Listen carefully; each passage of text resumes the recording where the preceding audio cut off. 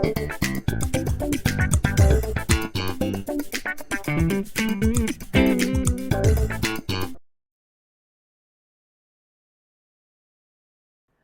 Achievers, मैं हूं प्रभात, तुम्हारा chemistry teacher.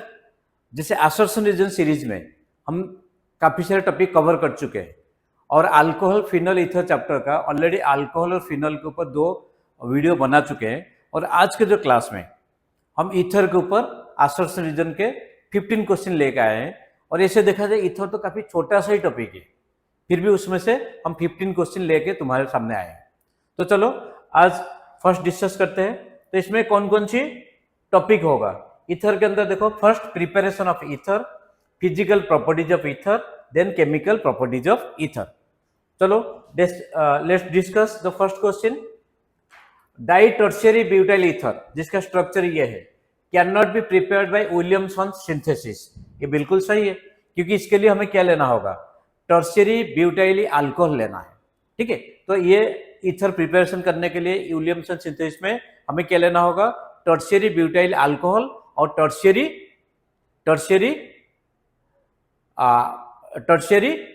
Halide.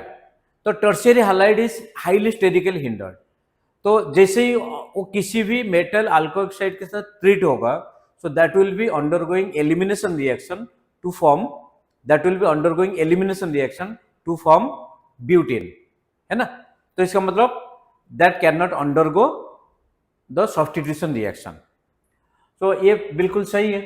Tertiary butyl bromide on treatment with sodium tertiary butoxide preferentially undergo elimination reaction to form iso butylene and tertiary butyl alcohol, जो कि हमने अभी बताया। तो इसका मतलब दोनों सही है और उसका करेक्ट एक्सप्लेनेशन भी यही है। तो ऑप्शन क्या आ गया? ए। अब चलो नेक्स्ट क्वेश्चन चलते हैं। तो इसमें देखो, ether behaves as bases in the presence of mineral acid. अगर हम ईथर की बात कर रहे हैं, ROR, so it can undergo protonation. याद करो, इट कैन अंडरगो प्रोटोनेशन। तो इसका मतलब मिनरल एसिड के प्रेजेंस में it can act as the base due to the presence of lone pair of electron and oxygen. तो बेस क्यों हो रहा है? क्योंकि ऑक्सीजन के पास लोन पेयर है, so that is acting as the Lewis base. तो इसका मतलब असर्शन और रीजन दोनों सही है और उसका करेक्ट एक्सप्लेनेशन भी यही है। तो next question, phenetole on cleavage with HI। So what is the structure of phenol?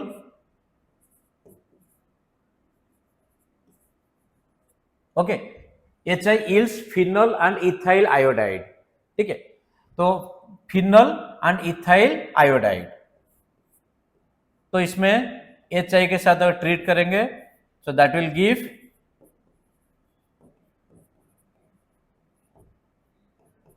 सही है। Phenetole is a mixed aromatic ether, ये भी सही है, बट उसका करेक्ट एक्सप्लेनेशन है क्या? नहीं है। और इसमें करेक्ट एक्सप्लेनेशन क्या होना चाहिए था? It follows SN2 mechanism. तो जिसके वजह से फिनल और इथाइल आयोडाइड बन रहा है। तो दोनों सही है, उसका करेक्ट एक्सप्लेनेशन नहीं है। तो ऑप्शन क्या हो गया? B. Next question, COC, carbon oxygen carbon bond angle in ether is higher than hydrogen oxygen hydrogen bond angle in water. ये बिल्कुल सही है। क्यों? इसमें देखते हैं, oxygen is sp3 hybridized in both ether and water. ये भी सही है, बट उसका करेक्ट एक्सप्लेनेशन है क्या? हाइब्रिडाइजेशन से हम उसके बॉन्ड एंगल कंपेयर कर सकते हैं, बट यहाँ पे जो दिया है, ईथर का बॉन्ड एंगल ज्यादा क्यों होगा अल्कोहल के कंपैरिजन में? क्योंकि जो पेरिफेरल एटम है, ऑक्सीजन से जो 2 अल्काइल ग्रुप बॉन्डेड है, तो उनका स्टेरिक हिंड्रेंस ज्यादा है, जिसके वजह से बॉन्ड एंगल वहां पे ग्रेजुअली इंक्रीज होता है। तो इसका मतलब क्या हुआ? असर्शन और रीजन दोनों सही है, बट करेक्ट एक्सप्लेनेशन नहीं हुआ। तो option B. Next question, the major product formed by heating this, ये देख लो, benzyl methyl, okay, benzyl methyl ether with HI। अगर HI से ट्रीट कर रहे हो तो देखो, benzyl carbocation is highly stable, so that will make the carbocation followed by iodide and the next product is CH3OH. ठीक है, तो दिया है, बिल्कुल सही है। Benzyl cation is more stable than methyl cation, जिसके वजह से यहाँ पे जो मैकेनिज्म होगा that will be following the SN1 path, that will be following the SN1 path. तो इसका मतलब दोनों सही है और उसका करेक्ट एक्सप्लेनेशन भी है। तो इसका मतलब ऑप्शन क्या आ गया? ए। अब चलो next question. C2H5I means ethyl iodide on treatment with C2H5ONa in the presence of anhydrous ethanol gives diethyl ether। वो सही है। सो इसका मतलब ये जो प्रोडक्ट बना है वो सही है। इसको क्या बोलते हैं? Williamson synthesis. याद आ रहा है? Williamson synthesis. C2H5O minus means ethoxide ion is better nucleophile than phenoxide ion. Phenoxide ion जो है that will be the negative charge is stabilized due to resonance. अगर नेगेटिव चार्ज या लोन पेयर अगर stabilize होगा resonance के वजह से, उसे बेसिक स्ट्रेंथ डिक्रीज होगा। तो इसका मतलब ये जो है सही है। तो दोनों सही है बट करेक्ट एक्सप्लेनेशन नहीं है। तो ऑप्शन क्या आ गया? बी। अब next, an ether is more volatile than alcohol of comparable molecular मास।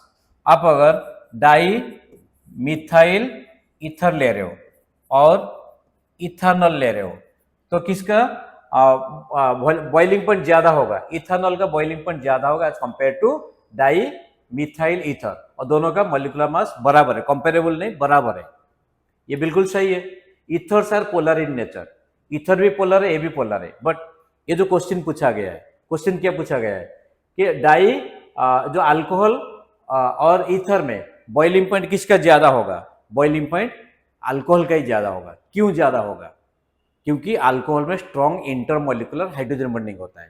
तो इसका मतलब ये उसका करेक्ट एक्सप्लेनेशन नहीं है, बट दोनों सही है। तो ऑप्शन बी। अब नेक्स्ट क्वेश्चन देखो। The boiling point of ethanol is much higher than that of diethyl ether. ठीक है, तो boiling point of ethanol is much higher than that of diethyl ether. ये सही है। In ethanol the molecules are associated due to intermolecular hydrogen bonding, whereas in diethyl ether it is not possible। इसका मतलब दोनों सही है, उसका correct explanation नहीं है जो हम प्रीवियस क्वेश्चन में डिस्कस कर रहे थे। तो ऑप्शन क्या आ गया? ए आ गया। अब next question, anisole undergoes, anisole का स्ट्रक्चर क्या होता है? It is the structure of anisole undergoes electrophilic substitution at ortho and para position. बिल्कुल सही है। ये प्लस आर ग्रुप है, रिंग एक्टिवेटिंग है। अगर रिंग एक्टिवेटिंग है तो इलेक्ट्रोफाइल जो होगा ऑर्थो और पैरा पोजीशन को डायरेक्ट होगा। Anisole is less reactive than phenol towards electrophilic substitution reaction. Phenol और एनिसोल में अगर देखा जाए, ठीक है, तो ये भी प्लस आर ग्रुप है और OCH3 भी प्लस आर ग्रुप है। फिनॉल और एनिसोल में दोनों प्लस आर ग्रुप है। तो plus R group, plus R effect किसका ज्यादा है? OH का प्लस आर इफेक्ट ज्यादा है एज कंपेयर टू OCH3। अगर OH का प्लस आर इफेक्ट ज्यादा होगा तो that can easily release electron to the ring. अगर इजीली इलेक्ट्रॉन रिलीज करेगा तो the phenol will be more activating towards electrophilic aromatic substitution as compare to OCH3। तो इसका मतलब क्या दिया है? Anisole is less reactive than phenol towards electrophilic aromatic substitution. ये सही है, बट ये जो ऑर्थोपैरा डायरेक्टिंग में जा रहा है तो ये उसका एक्सप्लेनेशन नहीं हुआ। तो ऑप्शन क्या होगा यहाँ पे? बी। अब नेक्स्ट क्वेश्चन में चलते हैं। नेक्स्ट क्वेश्चन देखो, tertiary butyl methyl ether, tertiary butyl methyl ether, ये हो गया उसका structure. On treatment with HI, देखो यहाँ पे एक टर्शियरी कार्बोकेटायन बनने वाला है और ऐसे पता है ये इन जनरल जो एडिशन ऑफ HX होता है that follows SN2 path. But अगर एक कोई स्टेबल कार्बोकेटायन बन रहा है, मान लो बेंजाइल बन रहा है या फिर टर्शियरी कार्बोकेटायन सेंटर प्रेजेंट है across the ether, so that will follow SN1 path. तो अगर SN1 पाथ होगा, क्यों SN1 पाथ होगा? This carbocation is highly stable. तो अगर HI के साथ वो ट्रीट होगा सो दैट विल फॉर्म, ये देख लो, ये अगर कार्बोकेटायन बनेगा तो लेटर आयोडाइड बनेगा और ये CH3OH है। ठीक है, ये CH3OH है। So gives a mixture of methanol and tertiary butyl iodide, ये सही है। The reaction follows SN2 mechanism, ये गलत हो गया। तो रिएक्शन फॉलोज SN2 मैकेनिज्म, तो इसका मतलब असर्शन जो है सही है और रीजन जो है गलत है। तो ऑप्शन क्या आ गया? सी। अब next question number 11, the IPSC name of the compound given below is 2-इथॉक्सी मिथाइल इथेन। नहीं, 2-इथॉक्सी मिथाइल इथेन नहीं होगा। इसका जो IPSC नेम है, सो दिस इज 1। अगर इसमें हम नंबरिंग करेंगे तो देख लो, ये 1 2 3, ठीक है। तो 1 पोजीशन पे क्या प्रेजेंट है बताओ? 1 पोजीशन पे ये प्रेजेंट है आइसो प्रोपोक्सी प्रोपेन, लेकिन यहां पे क्या दिया है? इथॉक्सी 2 मिथाइल इथेन, ये गलत हो गया। The IPSC nomenclature, in IPSC nomenclature ether is regarded as hydrocarbon. और हमें पता है इन IPSC नोमेनक्लेचर कुछ ग्रुप होते हैं जो ऐसे तो फंक्शनल ग्रुप होते हैं, बट नोमेनक्लेचर में उनको हम सब्स्टिट्यूएंट जैसे ही कंसीडर करते हैं।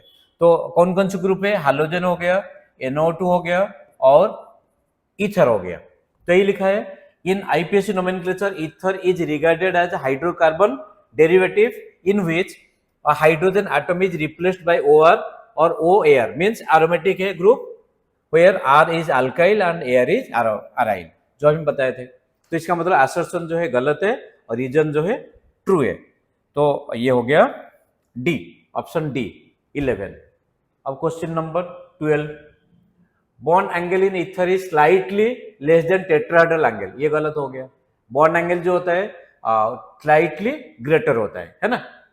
तो there is a repulsion between 2 bulky group, तो बल्की ग्रुप के बीच में अगर रिपल्सन होगा तो बॉन्ड एंगल क्या होगा?